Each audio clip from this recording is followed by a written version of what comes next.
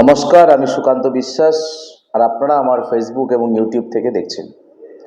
মরার ওপরে খাড়ার ঘা বোধহয় এটাকেই বলে। গতকালকে অর্থাৎ 15 তারিখ মে মাস, প্রচণ্ড গরমকে উপেক্ষা করে পশ্চিমবঙ্গের বিভিন্ন প্রান্ত থেকে শিক্ষক মহাশয়, যারা অবশ্যই শিক্ষক হওয়ার মতো যোগ্যতা রাখেন, তারা জড়ো হয়েছিল বিকাশ ভবনের সামনে তাদের কিছু দাবি দেওয়া নিয়ে। গণতান্ত্রিক দেশ, গণতান্ত্রিক রাজ্য, দাবি দেওয়া নিয়ে যে কেউ যে কোনো অ্যাডমিনিস্ট্রেটিভ বিল্ডিংয়ের সামনে যেতে পারে এবং তাদের সেই মিছিল বলুন, জমায়েত বলুন, সেই জমায়েতকে যেভাবে হটানোর জন্যে পুলিশি লাঠিচার্জ দেখলাম এবং পুলিশি লাঠিচার্জে বেশ কিছু শিক্ষক শিক্ষিকা তারা আহত হয়েছে। এবং তার থেকেও বড় বিষয়, শিক্ষকদেরকে আমরা যে সম্মানটা করি এবং তার পেছনে যথেষ্ট কারণ আছে। সমাজের প্রতিটা মানুষ শিক্ষকতা বা শিক্ষকের সঙ্গে তারা যুক্ত থাকেন।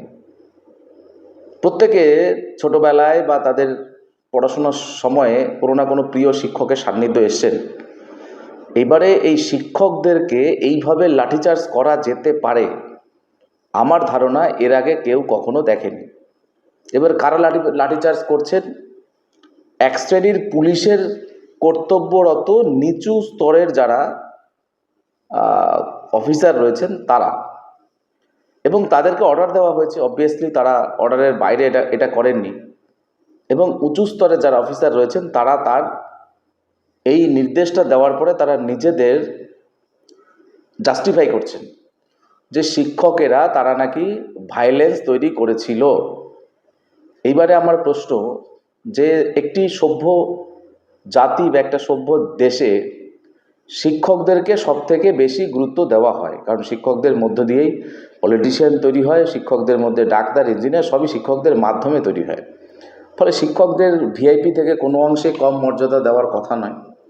এবারে সেখানে শিক্ষকদের ওপরে এইভাবে যদি ধরেও নিই যে একটা মব গ্যাদারিং হয়েছে এবং সেই মবকে কন্ট্রোল করতে গিয়ে পুলিশ তাদের অ্যাকশন নিয়েছে, তবে কি সেই অ্যাকশনের বাস্তবিক রূপটা এই রকমের লাঠিচার্জ, এই রকমের?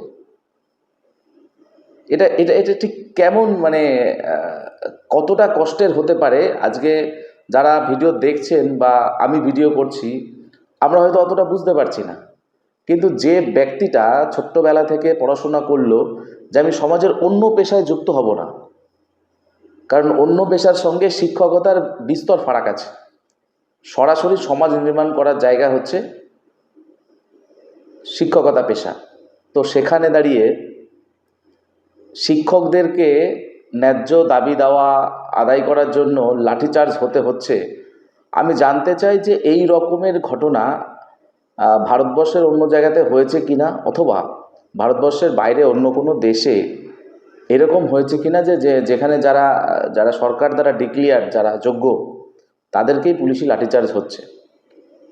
এবং পাশাপাশি আরেকটা দেখলাম যে শিক্ষক প্রতিনিধিদের একটা দীর্ঘদিনের ডিমান্ড ছিল যে আমরা যে পরিমাণ বেতন পাই, একই ক্যাটাগরিতে একই যোগ্যতায় ভারতবর্ষের অন্য স্টেটে আমাদের থেকে প্রায় 1.5 গুণ বেতন পান শিক্ষকেরা সরকারি স্কুলে। এই ফারাকটা হচ্ছে কেন? তার কারণ ডিএ আমাদের এখানে মাত্র 14% ডিএ দেওয়া হয় এবং পে কমিশন একটা পেছনে আছে। ফলে আমরা যে বেতন পাই তার থেকে 1.5 গুণ বেশি বেতন অন্য স্টেটে শিক্ষকেরা পান। এটা একটা ডিসক্রিমিনেশন দেশের অন্যান্য শিক্ষকদের সঙ্গে আমাদের প্রতি করা হচ্ছে। এবার তখন একটা মামলা হয়, যে মামলাতে প্রাথমিকভাবে মামলাকারী বা শিক্ষক সংগঠনের পক্ষ থেকে তারা জিতে যান এবং বলা হয় যে 50% এরিয়ার সহ দিতে হবে। এবার এইটাকে বাঁচানোর জন্য প্রায় 200 কোটি টাকা, আজকে বিরোধী দলনেতা বলেছেন যে প্রায় 200 কোটি টাকা বিভিন্ন আইনি জটিলতা যাতে আনা যায়, যাতে করে এই মামলাটাকে ঝুলিয়ে রাখা যায়, ডেটের পর ডেট লাগানো যেতে পারে। ভারতবর্ষের একদম প্রথম সারির সুপ্রিম কোর্টের লয়ার, হাইকোর্টের লয়ারকে ফিস দিয়ে এবং অন্যান্য সমস্ত খরচা বাবদ প্রায় 200 কোটি টাকা খরচা করেছে, যে টাকা দিয়ে পশ্চিমবাংলায় সুপার স্পেশালিটি হসপিটাল করা যেতে পারে। সত্যি আমরা কি একদমই এই বিষয়গুলো থেকে আমরা দূরে চলে যেতে পারি? আজকে হতে পারে যে কোনো একটি ব্যক্তি তার পরিবারের কেউ শিক্ষক নেই বা সরকারি চাকরি করেন না, তাই বলে কি তার কোনো ইন্টারেস্ট থাকবে না এই বিষয়ের প্রতি? দেখুন, প্রত্যক্ষ বা পরোক্ষভাবে প্রত্যেকেরই কিন্তু সরকারি কর্মচারী হওয়া বা সরকারি কর্মচারীদের প্রতি কানেকশান কিন্তু থাকে।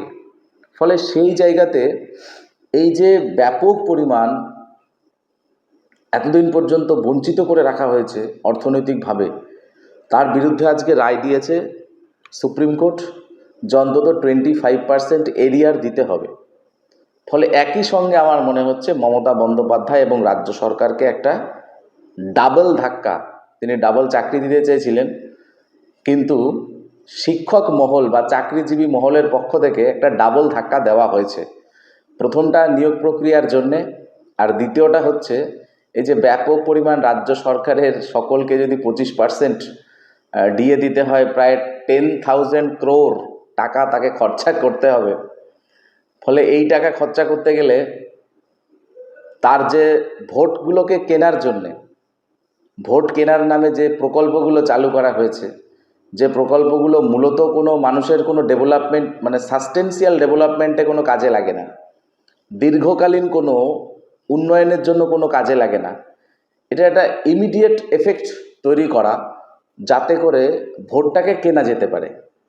সেই ভোট কেনার যে প্রকল্পগুলো আছে, ক্লাবের অনুদান, বিভিন্ন অনুষ্ঠানগুলোতে অনুদান পাইয়ে দেওয়া, বা স্টুডেন্টদেরকে সাইকেল দেওয়া, বা বাড়ির মা বোনেদেরকে অ্যাকাউন্টে 1,000 করে টাকা দেওয়া, এই প্রত্যেকটাই কিন্তু not related to any substantial development of the state, অর্থাৎ রাজ্যের দীর্ঘমেয়াদী কোনো ডেভেলপমেন্টের জন্য এগুলো করা নেই।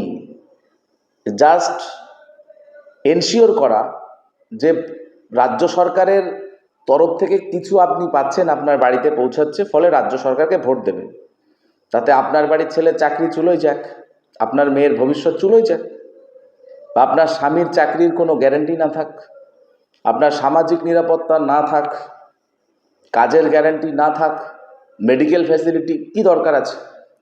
দুবাই ভেলোরে চলে যাবেন চিকিৎসা করার জন্য, চেন্নাই যাবেন কাজের জন্য, গুজরাট যাবেন, মুম্বাই যাবেন, কিন্তু আমাকে ভোটে জেতাতে হবে, এই পলিসির জন্যে এই সাবস্টেন্সিয়াল ডেভেলপমেন্ট না করে ইনস্ট্যান্ট কিছু বেনিফিট পাওয়ার জন্য যে প্রকল্পগুলো করা হয়েছে, সেই প্রকল্পগুলোকে হয় বন্ধ করতে হবে, নাহলে তার অনুদানকে 25 to 50% পর্যন্ত কমাতেই হবে।